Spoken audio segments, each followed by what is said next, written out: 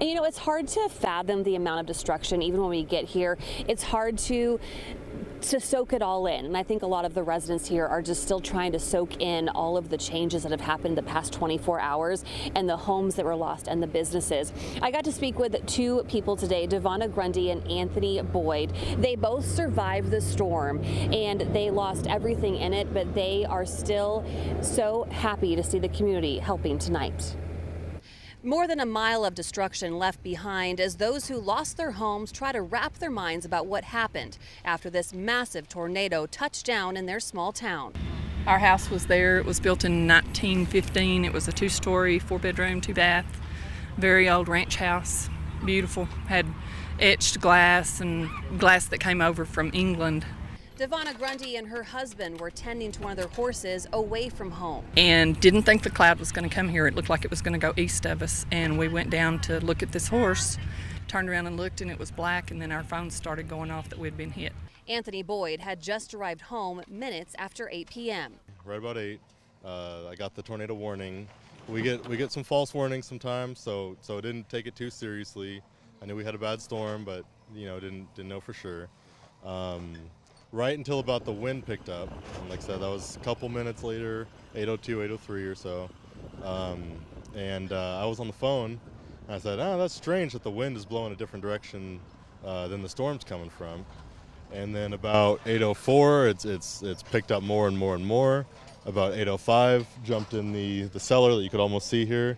Getting to safety moments before the tornado hit his house. To me, it was more just the roar.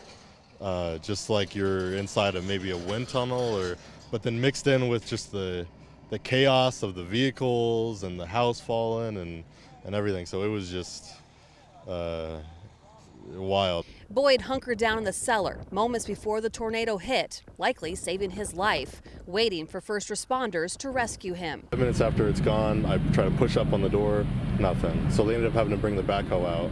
It took them about an hour and a half, but I got plenty of room down there, so it was no big deal. Boyd didn't realize the extent of the damage until this morning when the sun came up. Honestly, I don't think I'm even processing it. I think it'll really hit me when it's an empty slab. We had a pool. We have a pool, and it was enclosed with a barn around it. We had a little outbuilding there. My garage was there. We had a big barn here that we had to put vehicles. Well, some of those vehicles were under it, but they're not now. That twister picking up their homes and belongings and spitting them out far away. Family pictures found at a church. Anthony's truck found hours later. And this for DVONNA. My new pistol. It was in one of my purses. So. And how far did they say it was? All the way across the highway and probably a little further. While they clean up and look for items that are salvageable, both just grateful for survival and this wonderful community who treat each other like family. Here all day, these people are they've been amazing. Everybody in town, all the crews that have come in, everybody's just been constantly working, and it's wonderful. Most didn't even have to call anyone to ask for help. Yes, we didn't call a single one of them. They just showed up, and they've been working all day. Kind of shows Matador strong. Yes. With gloves in hand and equipment, the cleanup begins immediately. And I figure, okay, I guess we're cleaning up. And I thought I might have to pay somebody.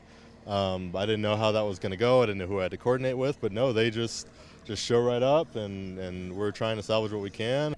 And with the incredible show of love and support, there's nowhere else Anthony and DVONNA would rather be than right here in Matador. As far as describe how it feels, I don't have the words right now. And I love this community.